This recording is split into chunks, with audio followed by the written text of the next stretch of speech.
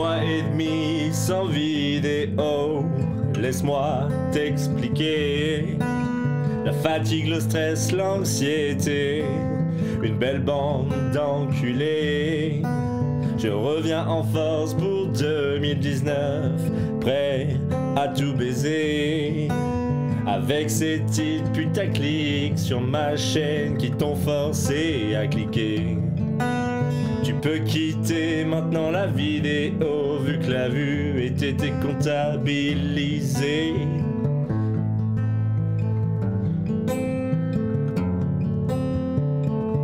Merci pour ta générosité.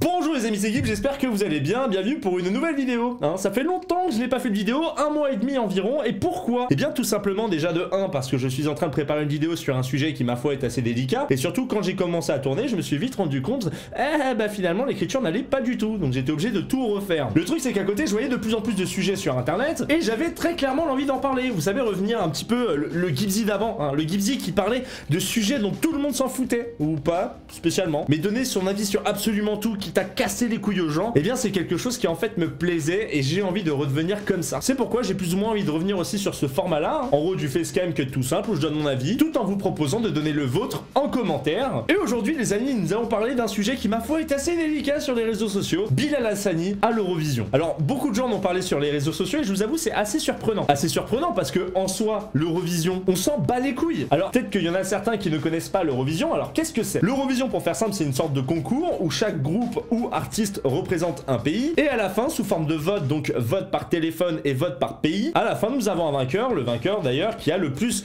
de points, et le gagnant qu'est-ce qu'il gagne? Eh bien je sais pas. Je vous avoue, alors j'ai pas fait vraiment de recherche et vous allez pas me pousser à faire des recherches sur l'Eurovision, mais je vais vous donner rapidement mon avis concernant l'Eurovision, et ça depuis tout petit. Depuis tout petit, je m'en bats les couilles de cette émission. La seule chose que je regardais c'était pas les gens qui chantaient, parce que très clairement je m'en foutais. Non, ce qui m'intéressait c'était à la fin les points. Quand je voyais les pays donner les points à d'autres pays, je ne sais pas pourquoi je trouvais ça intéressant et je pouvais rester 1h30 à regarder ça alors que c'était de la merde. Et aujourd'hui je ne regarde absolument plus parce que généralement les artistes qui passent ce sont des artistes qui ne m'intéressent pas, et généralement parce que les musiques je les trouve un peu bateau. Concernant l'Eurovision, MrJV a fait une excellente vidéo à ce propos, je vous invite à la regarder, le lien est en description. Ça m'a permis d'en apprendre davantage sur cette émission, et en plus de ça ils sont un petit peu de la gueule des personnes qui ont représenté la France, et ça c'est rigolo. Mais avant l'Eurovision qui aura lieu le 18 mai, il y a eu avant une présélection avec des demi-finales et des finales, et la personne vainqueur est Bilal Hassani. Alors il y a eu côté vote du jury et côté vote par téléphone. Et la question qu'on peut se poser c'est, mais qui est Bilal Hassani? Peut-être que vous ne le connaissez pas, ou peut-être que vous en foutez aussi, mais restez, c'est bon pour la culture. En gros, Bilal Hassani aujourd'hui il est considéré comme influenceur, youtubeur, mais c'est avant tout un chanteur et un interprète. Interprète! Ce que je peux dire d'autre c'est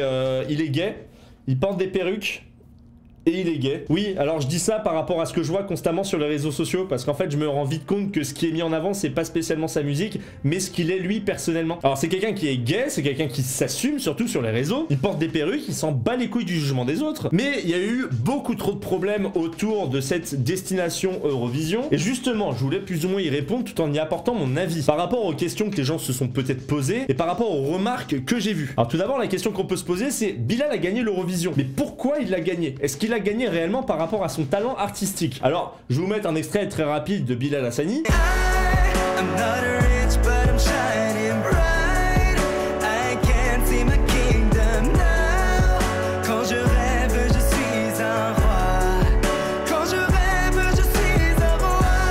On va pas se le cacher, sa voix n'est pas dégueu, la musique est un peu simpliste, mais après tout c'est une musique commerciale, c'est de la musique qui se vend. Les labels là-dessus ils te sucent le chibre pour pouvoir faire ce genre de musique et vendre à balle, tu vois. Ça se passe comme ça, c'est l'univers de la musique. Mais ce qui est assez drôle c'est que quand les gens écoutaient cette musique, il y en a certains, ils étaient là en mode expert. Tu sais, les experts de la musique. Tu sais, les mecs ils analysent les paroles, ils analysent la musique derrière, etc. Alors que c'est des mecs qui s'enjaillaient sur du VG Dream pour la Coupe du Monde, vous voyez. Faire le puriste parce que Bilal Hassani est peut-être différent de vous et parce qu'il a suscité beaucoup de réactions, c'est ridicule. Voilà, c'était la petite remarque, je ne veux absolument pas faire mon puriste. D'ailleurs concernant mon avis sur sa musique, en effet c'est simpliste, en effet c'est plus ou moins de la soupe commerciale qui va se vendre à balle parce que très clairement ça va faire plaisir à tous les enfants qui écoutent ce genre de musique. Déjà personnellement quand je vois sur les réseaux sociaux les gens ce qu'ils aiment réellement comme musique, j'ai un petit peu perdu foi en l'humanité. C'est mon avis, attention. C'est-à-dire en gros je ne vais pas dire non t'as pas le droit d'écouter ça. Par contre je peux me dire dans ma tête putain c'est triste que les gens écoutent ça. Je trouve ça triste, vous voyez. Mais en fait le principal problème que les gens ont avec la popularité de Bilal Hassani, c'est que pour eux il n'est pas connu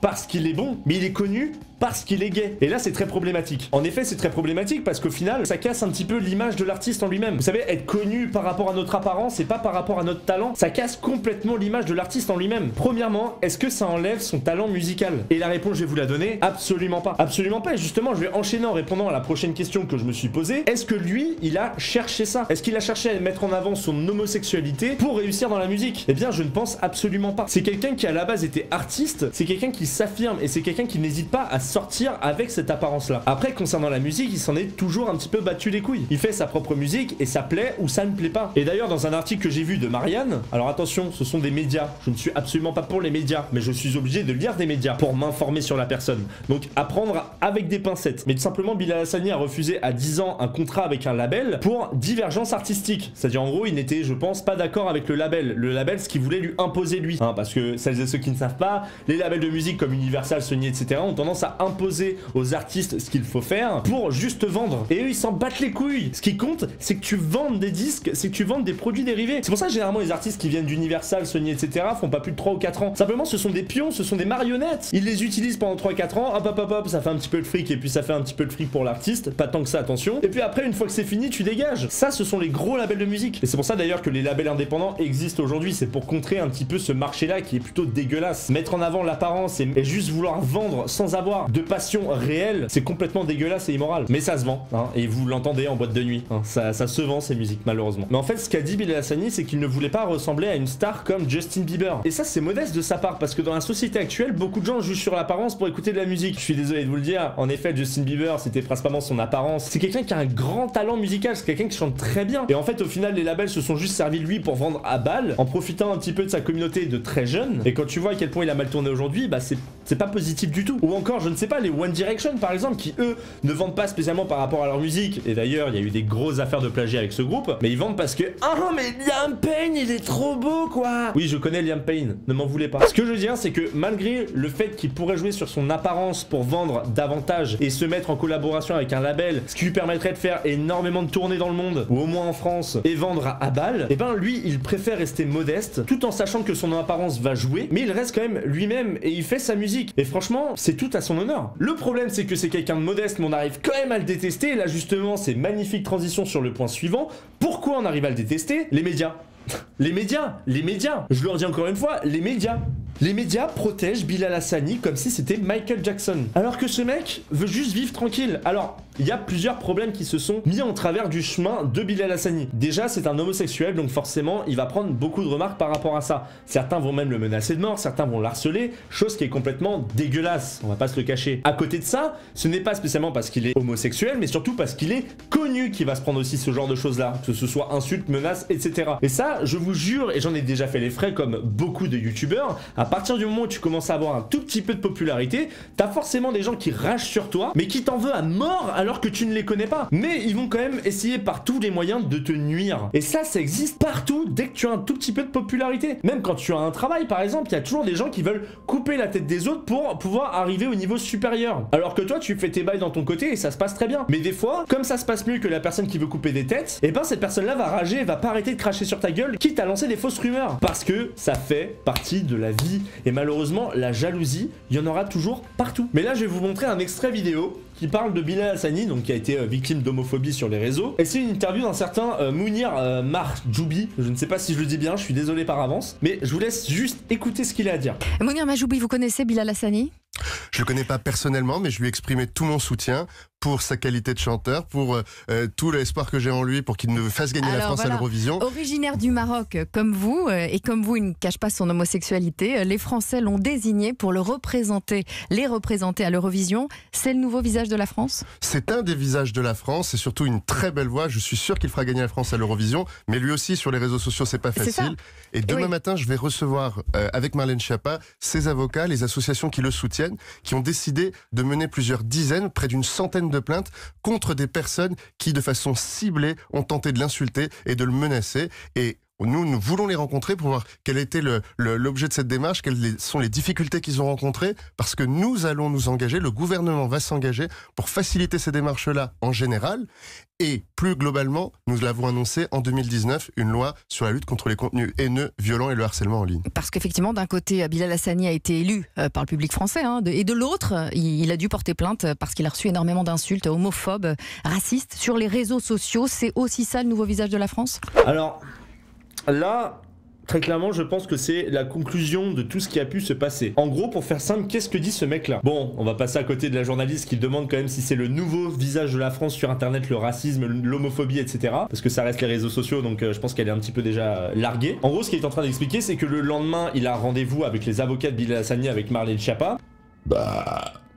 Pour voir plus ou moins les plaintes qui ont été énoncées, également je pense les screens d'insultes homophobes, etc. envers Bilal Hassani. Alors Bilal Hassani a tout à fait le droit d'avoir des avocats, et d'ailleurs je trouve que c'est plutôt une bonne chose parce qu'en effet il reçoit de l'homophobie et du racisme. C'est la moindre des choses que d'aller porter plainte, surtout à son niveau. Quand je dis son niveau, c'est-à-dire en gros c'est le niveau d'insultes qu'il a reçu, la quantité globale d'insultes. Attention, petit disclaimer parce que cette phrase pourrait être mal interprétée. En effet je dis que c'est bien qu'il aille porter plainte à son niveau par rapport au nombre d'insultes qu'il reçoit, mais en aucun cas je minimise les insultes homophobes que certains également reçoivent tous les jours. Je me suis plutôt mal exprimé, c'est un petit peu la faute de l'impro. Je pense que peu importe le nombre d'insultes que vous recevez, il est quand même important d'aller porter plainte. Nous pouvons retourner à la vidéo. Ça peut également faire bouger les choses sur Internet. Mais il y a peut-être un autre problème à côté, c'est que le gouvernement veut s'en occuper parce que c'est Bilal Hassani. Et là, pour moi, c'est problématique. En gros, aujourd'hui, plein de gens reçoivent constamment des insultes homophobes, des insultes racistes. Il y a des comptes qui sont validés sur Twitter et qui sont racistes comme c'est pas permis. Et aujourd'hui, le gouvernement veut contrer ça, contrer le racisme, l'homophobie sur les réseaux, alors que...